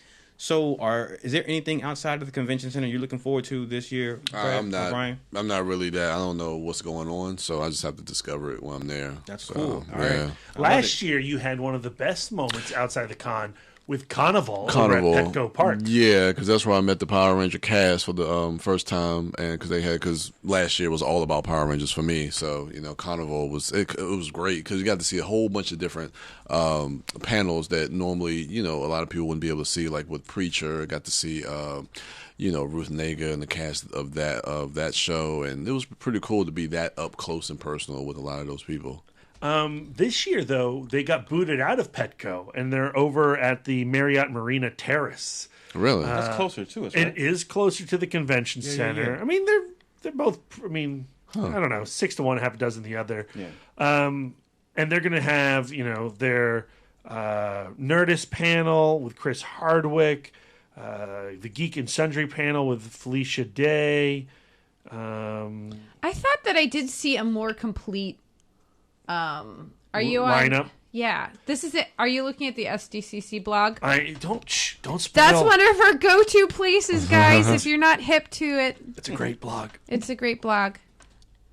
But I feel like they are having more. I think I saw more Power Rangers panels. Yeah. Yeah. Oh, outside of the convention center. Yeah. As part of Carnival. As part of Carnival. Oh, interesting. Okay. Yeah, so I would definitely look into that. It was like a lot of TV panels and stuff like that. Nothing that spoke to Wife Dork. So nothing for me. So I was just like, if it's not for me, I'm not taking notes on it. But I would check it out. All right. Well, speaking of Wife Dork, outside of the convention center, you have anything you're looking forward to? Oh, absolutely. They are having a Leica experience. So Leica, that does the claymation. Oh, Coraline movie. Yeah, Coraline and Paranorman and Box Trolls and Kubo. Kubo. They're having kind of like a pop-up museum. Admission is free, and they're going to have props and puppets and all of that stuff that I love looking at. Yeah. You might not know this about me, but I love tiny things and looking at things in miniature. So I imagine that it's going to be a lot of that. Plus, they've teamed up with Nike, and they have some like Nike, like Leica themed Nikes. I can't imagine what that could be. That's cool. But that's cool, and you have an opportunity to win that stuff. But what I find really, and they're gonna have walk around characters and giveaways and stuff. But what's really cool about this is that it's open now. It opened on right now. Yeah. It opened on the 14th. Yeah. And so this is something we could do on Wednesday. So they're open from now and through Comic-Con from 2 to 6 every day. So that's cool. So you can do that any day. And it's nice, especially if you're walking around, to just pop in, pop out. Right. So that'll be really fun. Travis Knight, president and CEO of Leica, will be doing a signing. And director of Bumblebee, the Transformers spin-off film. Yeah. Oh, there you go. So you can get his signature on Friday. Brad and I on Wednesday evening are going to be seeing Doug Loves Movies at the American Comedy Company. Mm-hmm. We've seen Doug Loves Movies in years past. In fact, I was a contestant once, or not a contestant, but Leonard Maltin played for me, and it was awesome. They're having the Blade Runner 2049 experience in the Gaslamp district. It's going to be it's going to have set recreations with sights and sounds of Los Angeles in 2049. Yes. They're going to have an Oculus VR experience. They're going to have vehicles and costumes. And in conjunction with the film, Johnny Walker Black Label is going to be doing a Blade Runner themed whiskey. That's going to be coming out soon. So there's going to be, if you're 21 and over, a whiskey tasting. Oh, B, we got to hit that up, right? The one issue with it is that you have to register on site to make a same-day appointment, which means you're probably going to have to get there in the morning. Okay. But that's going to be going on throughout Comic-Con. Yeah. This, I haven't talked to Brad about it, but I mean, I would like to do it. No orgies. When I last checked, I didn't see that there was any ticket. They only had standing room only tickets left. But there's going to be a live taping of Comedy Bang Bang with Scott Aukerman. And we're so close to LA. Anybody could be a guest. Paula Tompkins could be a guest. Jason Mantzoukas could be a guest. So who knows? Paul Scheer will probably be on it, I'm guessing. And on Saturday night, The San Diego Symphony Orchestra will be presenting Rebels, Raiders, and Supermen, music of John Williams. Oh. So they're going to be doing music from Jurassic Park, Raiders of the Lost Ark, E.T., Harry Potter, and Star Wars, including sections from Force Awakens.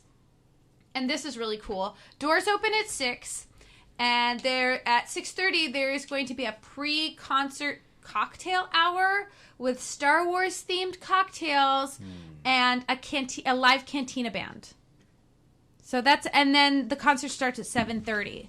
So that I think sounds super fun. It does, but that conflicts with the Masquerade Ball. It does, but Monkeys. I don't know. It sounds really fun.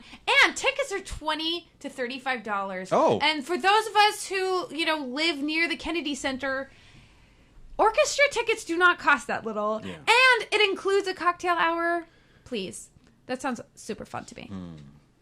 B, anything you're looking forward to outside of the convention center? I mean, Lisa mentioned a bunch of them already. The Sci-Fi Channel is having an off-site event for Battlestar Galactica. And, Lisa mentioned earlier how, Katie Sackhoff wasn't going to be there in the convention center for the BSG reunion panel, but she will be there for the Sci-Fi Channel's reunion. So will Tricia Helfer, Mary McDonnell, Grace Park, and show creator Ron Moore. I doubt I will have the time or the strategy to get into that panel, but that's in the back of my mind. Yeah. Zach Levi, he's not doing Nerd HQ, but he is hosting an off-site, for Sci-Fi, their live broadcast over at the Marriott Marquis and Marina as well. Yeah. It'll be fun to poke your head in, snap some photos, get some candids. All right. But that's really it. Outside of the convention center, what I'm looking forward to, I don't know how it's going to play out because last year it was not planned.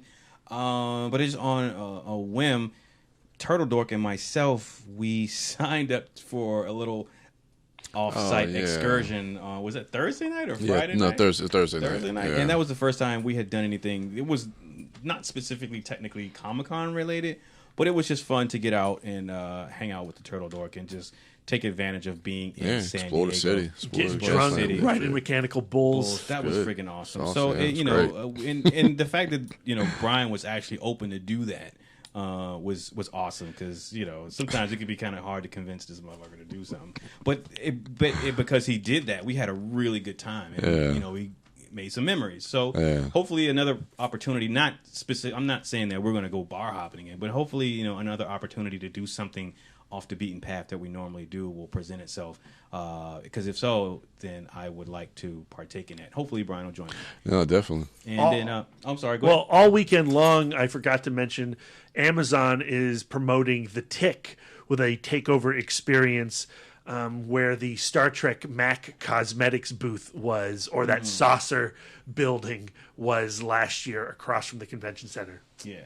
I don't like this new Tick. I saw the trailer. The guy who's playing it, he's cool in other movies, but as the Tick, I prefer the guy from the Fox TV show. Patrick Warburton. Patrick Warburton. Yeah, he will always be my Tick. Putty. Yep. And so... the Devils! I liked the cartoon show. Did you Me guys too. watch the cartoon? Yeah. That was so fun. Spoon. In fact, The Tick was the first comic I ever read. Wow. Fun fact, everyone. Yeah. So my older brother was into it for a little bit. That was the only comic that I think even came into our house. That's cool. I will not be supporting this new Amazon show, though. Out of spite. I want Patrick Warburton back. Anyway, last year, Brian and myself, we had an advanced screening of Lights Out. Now, while that was not a life-changing film, that experience was also cool because, for one, if you have listened to the podcast in our previous Comic-Con preview or review cast, you would know that there was the year that I did not go, that an advanced screening opportunity left a bad stain and a bad taste in mouth, Dork and Brian. And bad stain on my soul. Yeah. And, 8 hours. Yeah. So fortunately, because I was there last year, we got into an advanced screening of Lights Out. And that was just a cool experience because the cast came out. Teresa Palmer came out. Yeah, Teresa Palmer. The director came out, if I'm not mistaken, maybe. And no. Boyfriend? No, Maria Bello. Yeah, Maria Bello came out. And that was cool. It was a cool audience and a fun movie to see fun. I'm sorry, a fun movie to see with that particular crowd. Yeah, it was cool. So hopefully we get into another advanced screening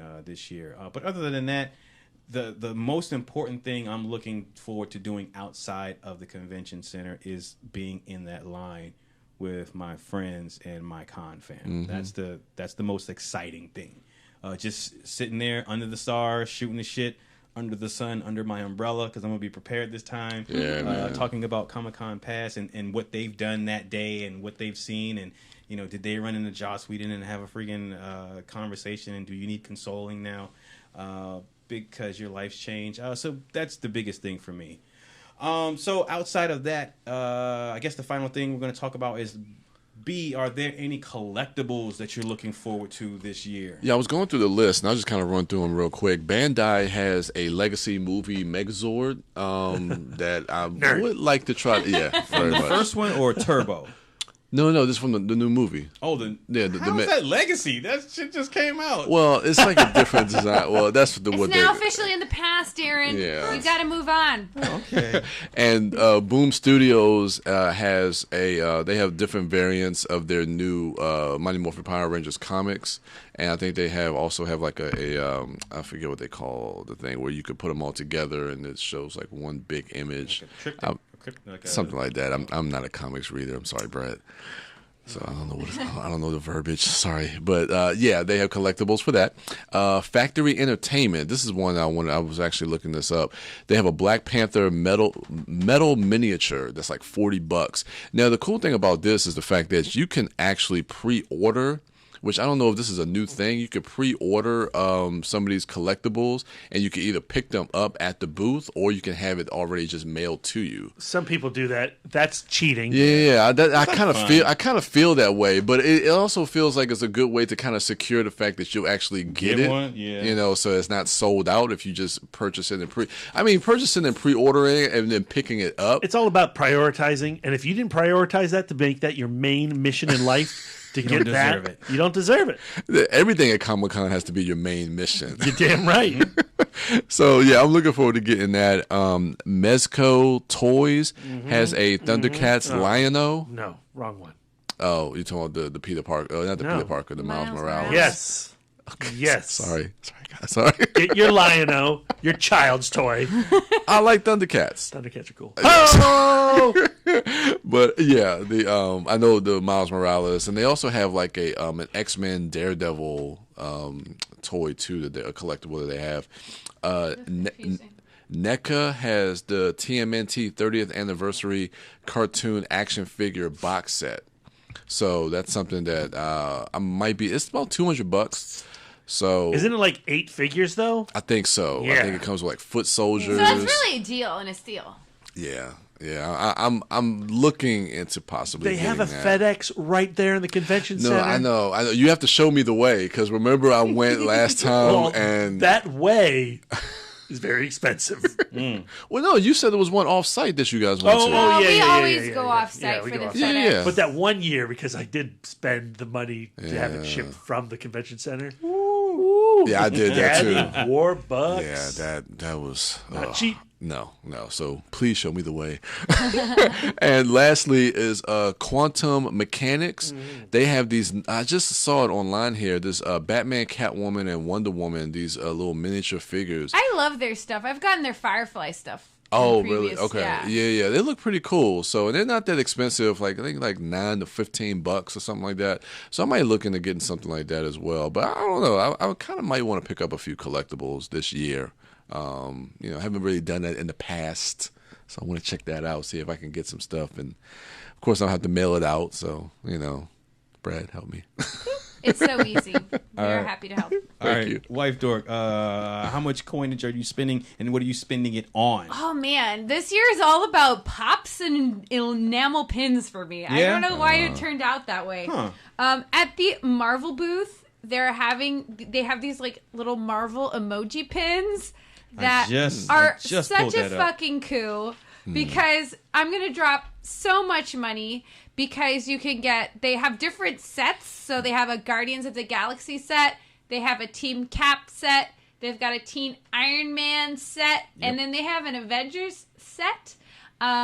that would have the expected people. Yep. But then they have a blind 2-pack set that's $15 each, and one of them contains a Kamala Khan, a Ms. Marvel, and I want that fucking pin so bad.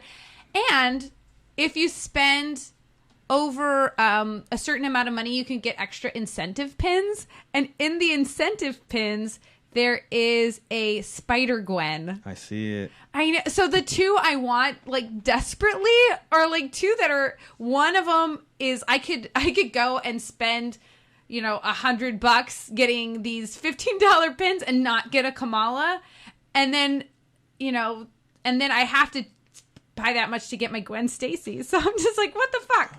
But I don't know. I think that the Guardians set is really cute.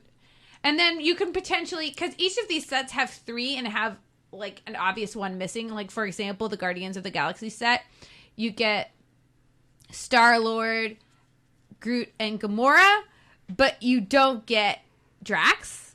So, so they do that so that Or Rocket. Or Rocket. So you have to so you want to get those blind buy sets so that you can complete the other sets. But dude, Magoo, that is a money pit. Like a motherfucker. Another one, there is at the Mondo booth, we're definitely going to be stopping there to pick up some posters. And when they do, I want to pick up the Space Odyssey, 2001 A Space Odyssey. I can't speak anymore, guys. Odyssey? I'm so excited. 2001 A Space Odyssey. Yep. 2-pin set. So they have one of astronaut Frank Poole floating in space, being sad, and one of Eva, and I want that. I want those together. Then this is something that is not a pop or a pin.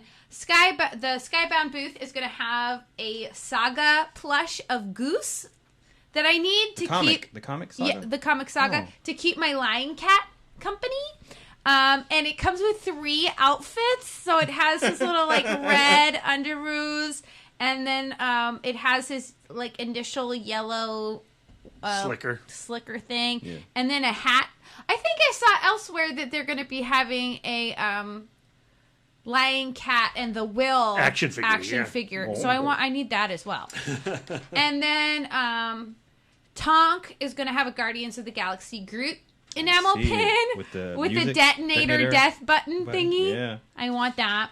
And then Funko has the Scott Pilgrim pop with the Sword of Destiny and a Roxy Richter pop. So this is their next series of Scott Pilgrim pops.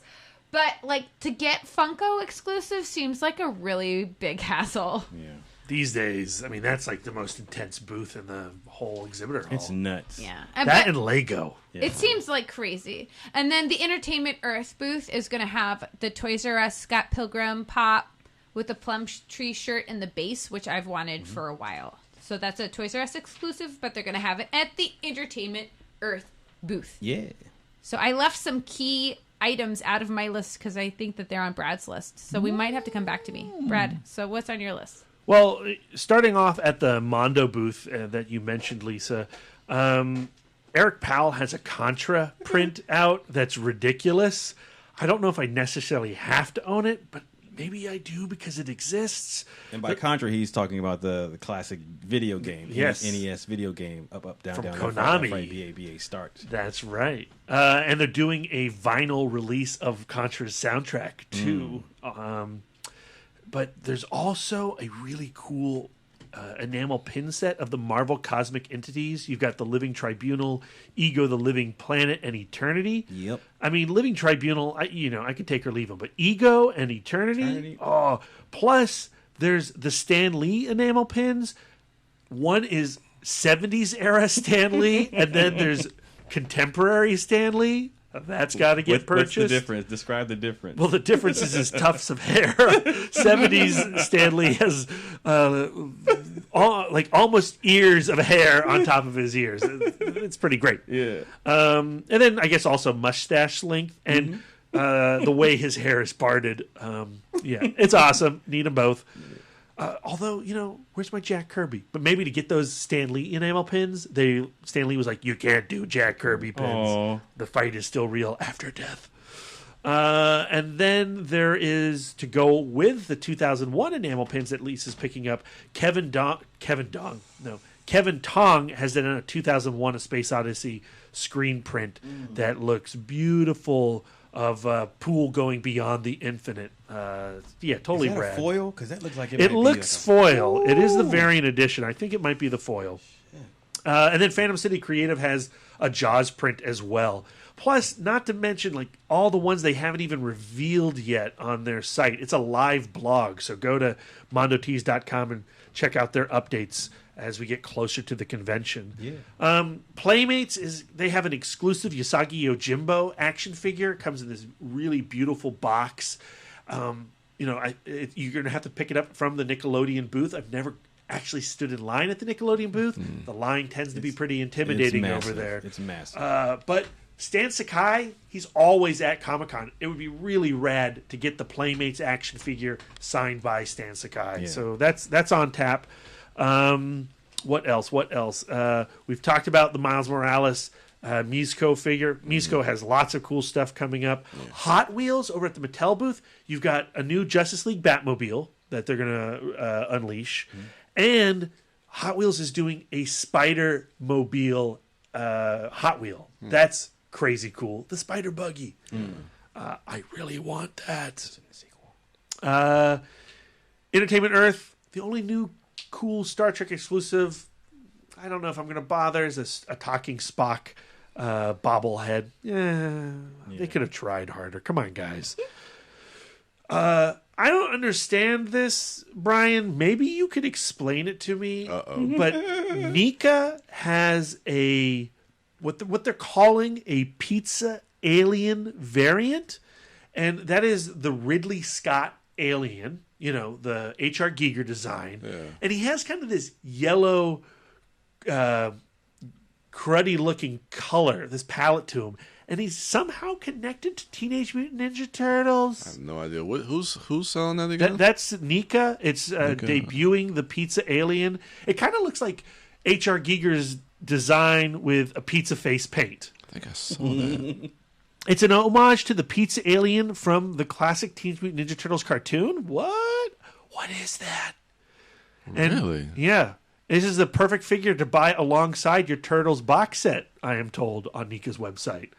It's priced at $30 and will be available to Alien Club members. Shit, how to become an Alien Club member. But what is that? I don't get it. That's nuts. That looks like it has nothing to do with Teenage Mutant Right? Ninja Turtles. I'm going to send you a link, Brian. I'm looking on the website for Comic-Con. I don't see under Nika. There's only the Alien 7-inch scale action figure Sewer Mutation Warrior Alien. That's probably it. And it looks like nothing from Ninja Turtles. Well, anyway, Ninja Turtles like pizza, guys. That is true. And then besides that, DKE, which is a custom toy booth, they always do really weird things. This year they're doing Jack Kirby's Lords of Light as action figures, but they're also taking Scott C., the illustrator, his Great Revenge series, where it's like Keith David versus Roddy Piper, and it's done in a very cartoon way. They have big smiles on their faces. They're doing action figures based on the Great Revenge painting. The Great Showdown. The Great Showdown. The Revenge is the second book. I'm getting things confused. Thanks, Lisa. We've been podcasting many hours. Yeah. And DKE is doing a plastic version of the Great Showdown between Bill Murray and Slimer from Ivan Reitman's This is one I want Ghostbusters. too, but there's only 50 of them, and they're hand-formed, hand-painted. And they're signed, so I'm guessing they're going to be pricey and go fast. Yeah. So there's so much. You can spend your entire savings in one Comic-Con on one day of the exhibit hall. Yeah. And I can't wait. Because I'm loaded, guys. Loaded with credit card debt. Yes. All right. Well, for me, not really much in the way of exclusives per se, but oh my God, I just scrolled up and saw Voltron. Jesus. That might be on my list now. But first and foremost, my first purchase of Comic-Con every year is always I head straight to Kim Jung-ji's table. Oh, I want to do that this year with you. I want to join you. I want to introduce you to my friend Kim Jung-ji, Brad. I'm so glad. Because he has a new 2017 sketchbook. So every year he compiles a massive sketchbook that's like the phone book, so thick and rich with content. So I'm going to purchase that. And then there was a previous one that was lost and out of print that they have, and I'm going to purchase that. So that's out of anything. If I can only buy one thing at Comic-Con, it'd be those two things, those books. But other than that, those pens that Lisa mentioned, I did not know of their existence until just now, until she showed me. I saw the back of her paper, and then I pulled them up on the website. And so the enamel pen game, you got to get your enamel pen game up. We got to go together because Yes. I think that just like waiting in line on Friday night for Saturday, there's power in numbers. Yes. And we can swap a Rooney until we get what we want. I want the Guardian set, the Team Cap, Team Iron Man, and the Avengers set. I want all those four because later on this year, we're going to Fantastic Fest, and I have your badge lanyard should be adorned with as many enamel pins as possible. And so because Marvel is in the MCU and this is film related, this is going to fit nicely on my lanyard that I already have some enamel pins. But you have to get some of the blind packs so that I can trade you for Kamala. I'll do one attempt at a blind pack. I have breaking my heart, I have man. so many limited funds. I have limited funds. I'm not Brad. Brad will do a blind pack for you as well. We're doing blind packs until we get it, Lisa. Yeah. Yay! See? Best life now. Yes. And so outside of that, the only thing that I really want are those pins. And NECA has or is it Mezco? I think Mezco has, and this is not really an exclusive for this year, but Mezco, I think it is. They have oh God, I'm looking at Sideshow's Iron Man. Mezco has a Batman, a BVS armored Batman figure that I want, and I could easily order it offline. Oh my God, Alex Ross print. I could easily order it offline, but it's a sketchbook. Okay, skip that. Alex Ross has a 2017 sketchbook this year. And I'll be in that. I'll be purchasing that. It's hardcover. It's only $50. My big thing when I go to Comic-Con is the sketchbooks. I seek sketchbooks from artists familiar to me, and then I also always end up discovering a new artist that I become a fan of. So I'm obviously aware of Alex Ross. But this would be his first sketchbook that I'm purchasing. And he's going to have a big footprint this year. All the banners out on the streets are Alex Ross. The trains are all painted with his artwork. So, yes, it will be signed. It's signed, yes. So, I want that. So, Kim Jung-ji sketchbook, Alex Ross. I got to stop by Ryan Benjamin's booth and get his latest sketchbook. Holy crap. All right, Uncle Sam is hanging himself with a rope. Who does that? That's Alex Ross. Oh, man, so much good work. So, yeah. Ooh, look at Batman. Oh, I'm really excited about that. Oh, my goodness. This book is just insane. Oh, heavy metal. So, yeah, again, Mezco. I think it's Mezco. They have the Batman...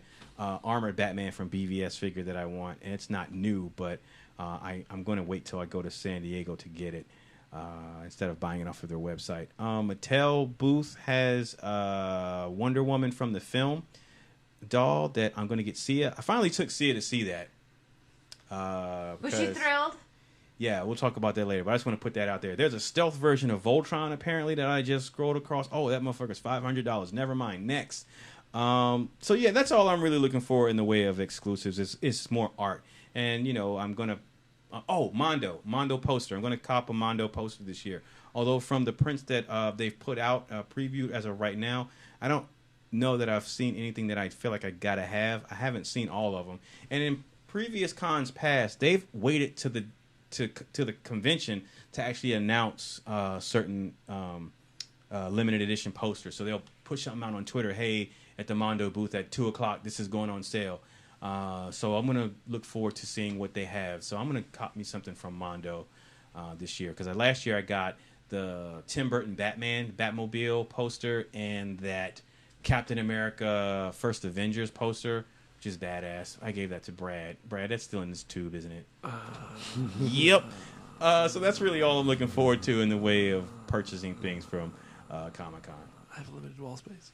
But so yeah, so that's it, ladies and gentlemen. That's pretty much what we have to look forward to after all of that, after all of the panels, after all of the outside convention activities, and after all of the purchasing of exclusives and our victory lap during the around the convention center in Gaslight District. I'm looking forward to our annual, our traditional. We have our dinner, a Comic-Con Sunday dinner and a movie. This year, it'll be a little different because the Panda Inn is closed. No. Yeah, so we're gonna have to work something out. There's been talk of maybe we're going to do maybe a hibachi place. There is a Benihana's close to where we're all staying. I'm so terrible at catching shrimp. I'm shitty at it. I'm a big time flincher. And they always throw the shrimp at me. I can jump in. Brad and get will it. catch it. Catch my shrimp. Yeah, and then Sounds that's right next to the AMC at the whatchamacallit. I've already scoped it out. And our Comic-Con film will be Valerian, the City of a Thousand Planets. I'm stoked. Which is cool. So I'm excited. I just want to hurry up and get this over. I want to go. I just want to be in San Diego now so we can start the festivities. But in the meantime, follow us on social media at ITMODcast. Follow our Twitter and Instagram social media pages for everything Comic-Con. We will know Brad is going to bomb the hell out of the ITMOD Instagram page. And follow us using the hashtag ITMODCon. Yes, ITMODCON for everything coverage regarding San Diego Comic-Con. And follow us on Facebook. We will be live. We'll be live streaming some stuff throughout the convention. Line footage, conversations, show floor stuff, and things like that. Some of the events outside of the con we'll be showing all of you who can't make it so you can get an insight into what's going on. So follow us at ITMODcast, Twitter, Instagram, Facebook. Follow Brian William Young on Twitter at The Turtle Dork, on Instagram at The Turtle Dork 1, and Brian William Young on Facebook. Lisa Gullickson is at Sidewalk Siren on Twitter and Instagram and Letterboxd. Brad Gullickson is at Mouth Dork on all social medias, plus Untapped. And I'm Darren Smith, the Disco Dork, on all social medias, not Untapped. That's going to do it for us. Thank you all for listening. We got to go. I got to go watch Game of Thrones, but we got to go to San Diego. We hope you all have a good week and be on the lookout for more coverage. Thank you all for listening, and until next time.